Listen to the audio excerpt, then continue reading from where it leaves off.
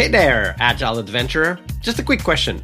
What if, for the price of a fancy coffee or half a pizza, you could unlock over 700 hours of the best Agile content on the planet? That's audio, video, e-courses, books, presentations, all that you can think of.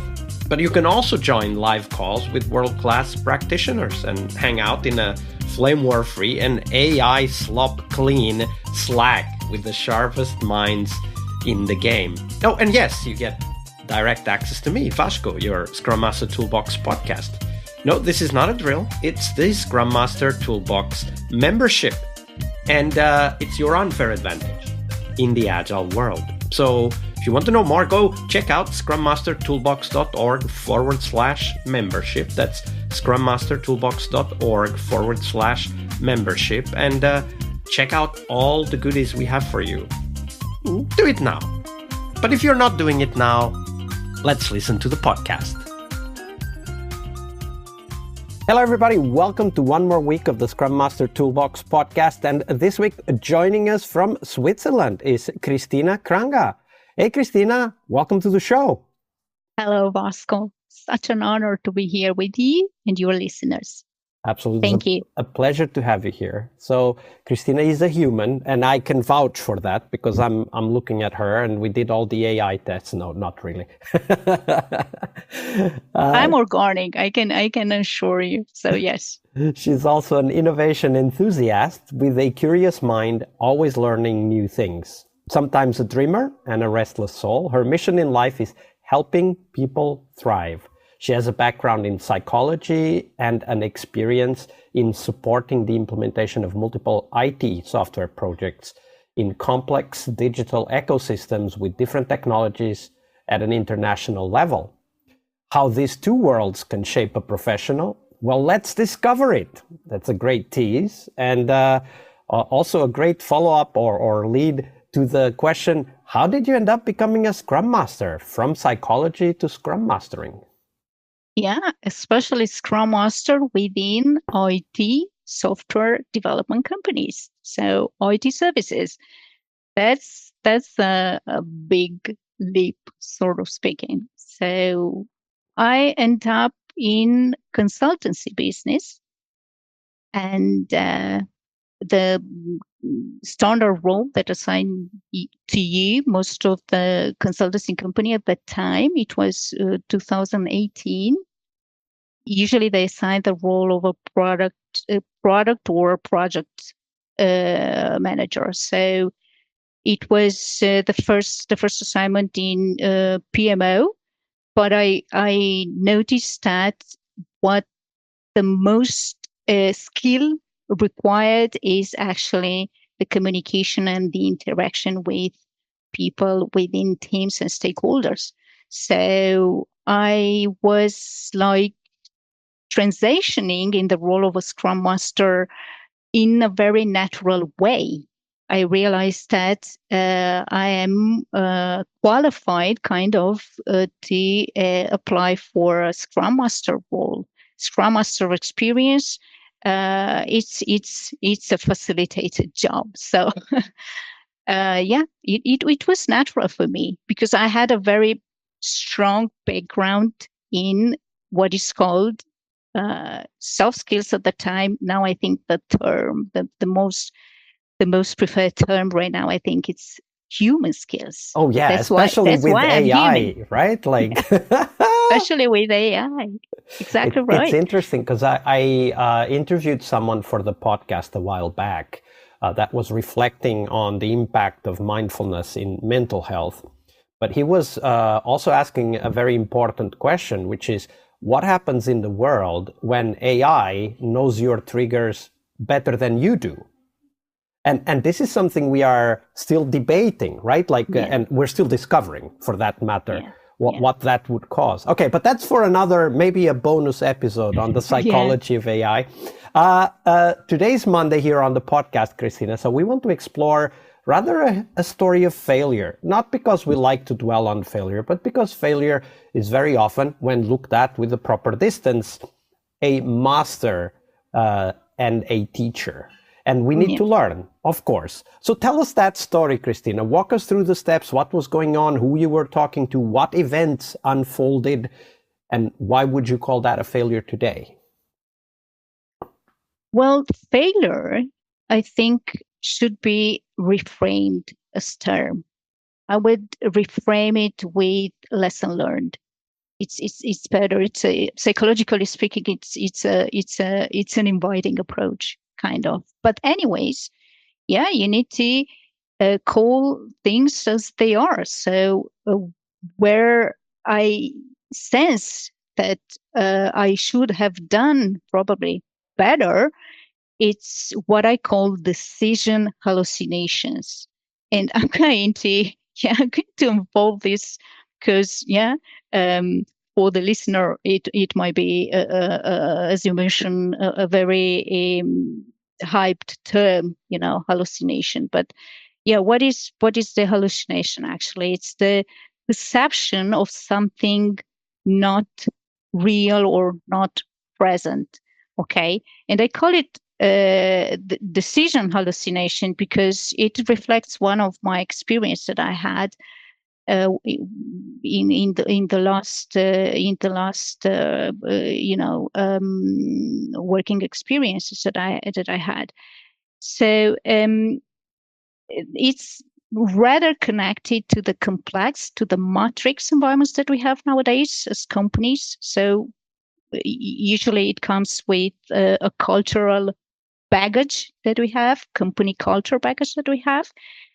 And then the key of this story is the decision process and the ownership. Now, why I'm saying this? Because as Agile practitioner, you didn't you didn't show up in metrics or ceremonies.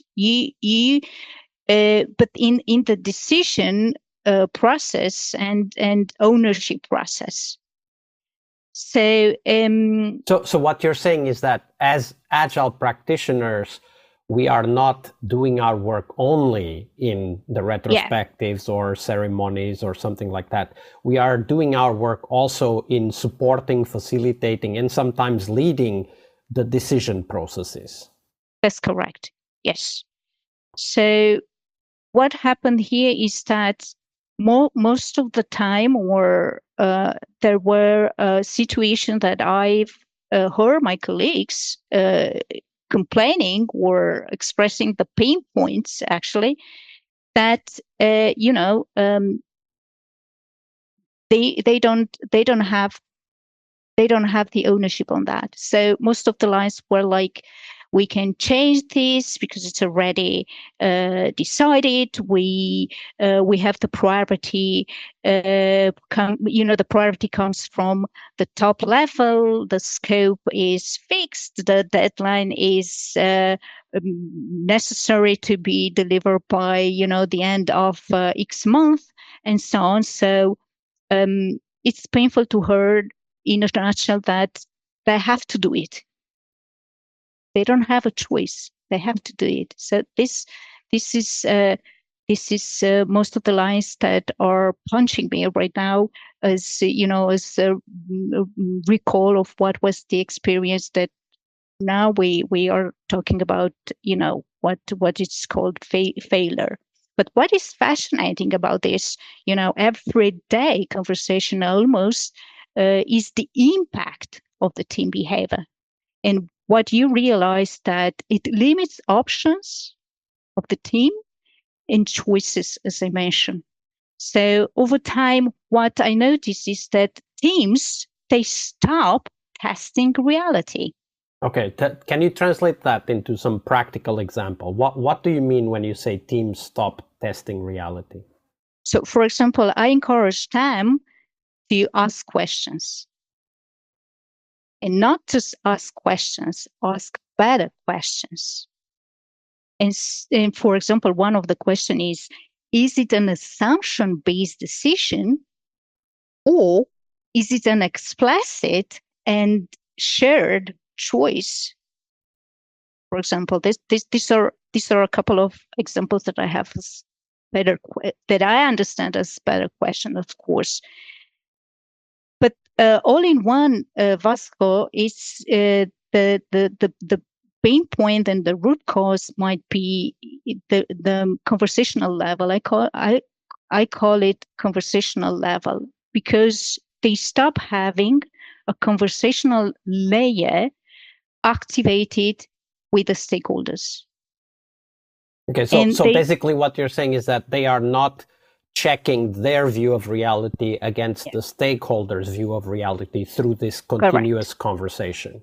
Correct. This continuous cycle of conversation. So they have what we call perceived reality versus the reality, and it has a real impact on team ownership and decision making process. And they optimize, execution around constraints that might no longer exist. And this when I noticed that the agility silently disappear, but not because of the control. I mean, because teams are reacting to how I called imaged boundaries or decision hallucinations. That's the term that I came with. I like the hallucination because it's a very common problem that we act on assumptions without ever testing them. Yeah. Thinking that somebody somewhere has made a decision that we have to act this way, right? Yeah. And when hallucinations, decisions are exposed, because sooner or later they are exposed, something beautiful, powerful happens with the teams. And what I noticed is that options reappear. That's the number one side effect. Conversations change. The level of conversation change. Teams realize that they are constrained by perception than by reality. And I did an interesting test with some of my teams. I don't know if you know the image that it's called old women versus young women. Or the other image is called duck versus rabbit. Is in psychology we use these images for describing perceptions. But what is interesting with these, two powerful images is that you might see one reality. Our brain is not designed to see two realities at the same time.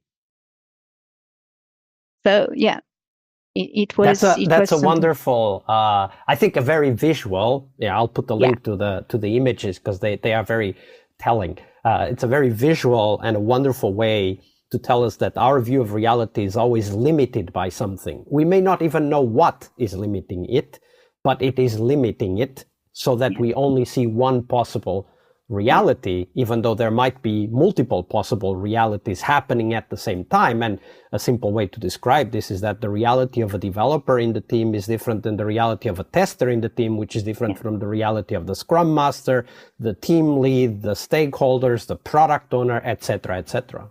Yeah. I really love the reality testing mantra. I'm going to use that a lot from now on. So if you don't mind, I'm going to steal that. I'll give you credit for it, but I think reality testing is something I'm definitely going to use. Yeah. Thank you for sharing that story with us, Cristina. Thank you very much. It was a pleasure. All right, I hope you liked this episode. But before you hit next episode, here's the deal. This podcast is powered by people like you, the members who wanted more than just inspiration. They wanted real tools and real connection to people who are practicing Agile every day. We're talking access to over 700 hours of Agile Gold, CTO level strategy talks, summit keynotes, live workshops, e-courses, deep dive interviews, books. And if you're into no estimates, we got the pioneers of no estimates in those deep dive interviews as well. Agile business intelligence, creating product visions, coaching your product owner courses, you name it. You'll get invites to monthly live Q&As with Agile pioneers and practitioners, plus a private Slack community, which is free of all of that AI slop you see everywhere, and of course, without the flame wars. It's a community of practitioners that want to learn and thrive together. It's the best place to connect with community and learn together. So if this podcast has helped you before, imagine what you will get from this podcast membership. So head on over to scrummastertoolbox.org/membership and join the community that's shaping the future of Agile. And we have so much for you. So check out all the details at scrummastertoolbox.org/membership, because listening is great, it's important, but doing it together, that's next level. I'll see you in the community Slack. We really hope you liked our show. And if you did, why not rate this podcast on Stitcher or iTunes? Share this podcast and let other Scrum Masters know about this valuable resource for their work. Remember that sharing is caring.